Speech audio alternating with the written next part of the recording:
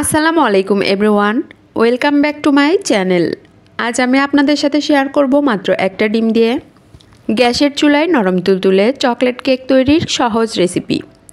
একদম সহজভাবে তৈরি করে দেখানোর চেষ্টা করছি। যাদের কেক পারফেক্ট হয় না বা যারা কেক তৈরিতে একেবারেই নতুন, তারাও খুব সহজে মাত্র একটা ডিম দিয়ে রেসিপি শুরু থেকে শেষ পর্যন্ত ফলো করে এই কেক পারফেক্টভাবে তৈরি করতে পারবেন ইনশাল্লাহ। তাহলে আর কথা না বাড়িয়ে চলে যাচ্ছি রেসিপিতে। চকলেট কেক তৈরির জন্য প্রথমেই শুকনো উপকরণগুলো চেলে নিতে হবে। এর জন্য একটা চালনি নিয়েছি। চালনির মধ্যে দিচ্ছি 3/4 কাপ পরিমাণ আটা, অর্থাৎ 1 কাপের 4 ভাগের 3 ভাগ আটা। আপনারা চাইলে আটার পরিবর্তে ময়দাও ব্যবহার করতে পারেন। 1/4 কাপ পরিমাণ কোকো পাউডার। আটা আর কোকো পাউডার দুটো মিলে 1 কাপ পরিমাণ হবে। 1/2 কাপ পরিমাণ পাউডার চিনি। আমি এখানে 1/2 কাপ পরিমাণ চিনি ব্লেন্ডারে ব্লেন্ড করে গুঁড়া করে নিয়েছি।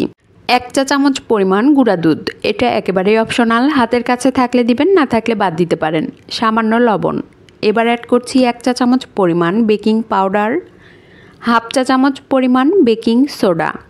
এবার সবগুলো চেলে নিচ্ছি। যে কোনো কেক তৈরি করার ক্ষেত্রে অবশ্যই চেষ্টা করবেন শুকনো উপকরণগুলো চেলে নিতে, এতে করে কেক অনেক বেশি সফট, মসৃণ আর ফ্লাপি হবে। চেলে নেওয়ার ফলে শুকনো উপকরণগুলোও হবে একদম ঝরঝরে। সবগুলো খুব ভালোভাবে মিশিয়ে নিচ্ছি। সবগুলো মেশানো হয়ে গেছে। এবার এর সাথে অ্যাড করছি নর্মাল তাপমাত্রার একটি ডিম। ডিম যদি ফ্রিজে থাকে অবশ্যই 1 ঘন্টা আগে বের করে নিতে হবে। 1/4 কাপ পরিমাণ রেগুলার রান্নার তেল, অবশ্যই রান্নার সাদা তেলটাই ব্যবহার করতে হবে। 1/4 কাপ পরিমাণ জ্বালিয়ে ঘন করা তরল দুধ, অবশ্যই চেষ্টা করবেন ঘন তরল দুধ ব্যবহার করতে, এতে করে কেকের স্বাদ অনেক গুণ বেড়ে যায়। এবার সবগুলো খুব ভালোভাবে মিশিয়ে নিচ্ছি। একদিক থেকে ঘুরিয়ে ঘুরিয়ে ফোল্ডিং মেথডে সবগুলো ভালোভাবে মিশিয়ে নিচ্ছি। একদিক থেকে ঘুরিয়ে ঘুরিয়ে মেশালে খুব দ্রুত মিশে যায়। সবগুলো মেশানো হয়ে গেছে। মেশানোর পরে দেখুন ব্যাটারের কনসিস্টেন্সিটা ঠিক কেমন হয়েছে। ব্যাটার অনেকটাই ঘন হয়েছে। এবার এর সাথে অ্যাড করছি 1/4 কাপ পরিমাণ গরম পানি। গরম পানি অ্যাড করার পর আবারও খুব ভালোভাবে মিশিয়ে নিচ্ছি। গরম পানি অ্যাড করার ফলে ব্যাটার আরও অনেক বেশি সফট আর মসৃণ হবে। যে কোনো কেক তৈরি করার ক্ষেত্রে অবশ্যই চেষ্টা করবেন মেজারমেন্ট ফলো করে পারফেক্ট ব্যাটার তৈরি করতে, এতে করে কেক অবশ্যই পারফেক্ট হবে ইনশাল্লাহ। এবার সুন্দর একটা ফ্লেভারের জন্য অ্যাড করছি 1 চা চামচ পরিমাণ ভ্যানিলা এসেন্স। আপনারা চাইলে অন্য যে কোনো এসেন্সও ব্যবহার করতে পারেন। আবারও সবগুলো খুব ভালোভাবে মিশিয়ে নিচ্ছি। মেশানো হয়ে গেছে। মেশানোর পরে দেখুন ব্যাটারের কনসিস্টেন্সি ঠিক কেমন হয়েছে আমি আপনাদের দেখিয়ে দিচ্ছি। ব্যাটার একটু উপর থেকে ফেললে সাথে সাথে মিলিয়ে যাচ্ছে না, কয়েক সেকেন্ড পর মিলিয়ে যাচ্ছে। তার মানে কেক তৈরির জন্য একদম পারফেক্টভাবে ব্যাটার তৈরি হয়ে গেছে। এবার একটা স্প্যাচুলার সাহায্যে সবগুলো এক জায়গায় করে নিচ্ছি। দেখুন ব্যাটার কতটা স্মুথ হয়েছে, কোনো রকম লাম্পস নেই।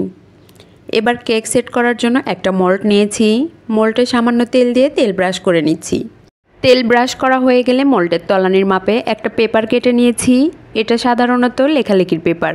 এবার মোল্ডের তলানিতে পেপার বসিয়ে পেপারও খুব ভালোভাবে তেল ব্রাশ করে নিচ্ছি। এতে করে কেক বেক করার পর খুব সহজেই কেক মোল্ড আউট করা যাবে। এবার আগে থেকে রেডি করে রাখা ব্যাটার সম্পূর্ণটাই মোল্ডে ঢেলে দিচ্ছি। একটু উপর থেকে ঢেলে দিতে হবে, এতে করে এর ভেতরে কোনো এয়ার বাবলস থাকলে ফেটে বেরিয়ে যাবে। সম্পূর্ণ ব্যাটার ঢেলে দেওয়া হয়ে গেছে। এবার একটা কাঠির সাহায্যে পুরোটাতেই খুব ভালোভাবে সমান করে নিচ্ছি। সমান করা হয়ে গেলে মোল্ডটা আবারও 3 থেকে 4 বার হালকা ট্যাপ করে নিচ্ছি, এতে করে এর ভেতরে কোনো এয়ার বাবলস থাকলে ফেটে বেরিয়ে যাবে। এবার কেক বেক করার জন্য চুলায় একটি হাঁড়ি বসিয়েছি। হাঁড়ির মধ্যে একটা স্ট্যান্ড বসিয়ে দিচ্ছি। স্ট্যান্ডের উপরে কেকের মোল্ড বসিয়ে দিচ্ছি। এবার একটা ঢাকনা দিয়ে ঢেকে প্রথম 5 মিনিট মিডিয়াম হিটে, এরপর 45 মিনিট মিডিয়াম টু লো এর মাঝামাঝি হিটে বেক করে নিচ্ছি। আমি ঢাকনা কাপড় দিয়ে মুড়িয়ে নিয়েছি আর উপরে একটা ভারী শিল দিয়ে দিচ্ছি, এতে করে ভেতরের ভাপ কোনোভাবেই বেরোতে পারবে না। কেক বেক করার সময় বারবার ঢাকনা সরিয়ে চেক করতে যাবেন না, এতে করে কেক পারফেক্ট হয় না। 50 মিনিট পর ঢাকনা সরিয়ে মাশাল্লাহ দেখুন কেক কতটা পারফেক্ট হয়েছে।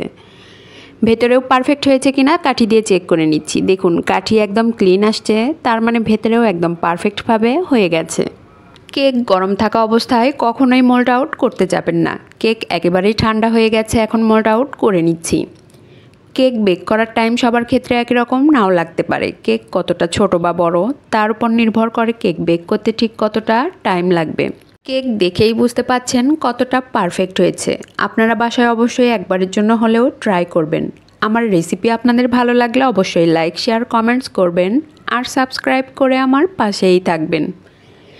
এবার কেক কেটে দেখিয়ে দিচ্ছি কতটা স্পঞ্জি আর কতটা নরম তুলতুলে হয়েছে। আশা করি আমার রেসিপি আপনাদের সকলেরই অনেক ভালো লেগেছে। এতক্ষণ আমার সাথে থাকার জন্য সবাইকে অনেক অনেক ধন্যবাদ। আসসালামু আলাইকুম, আল্লাহ হাফেজ।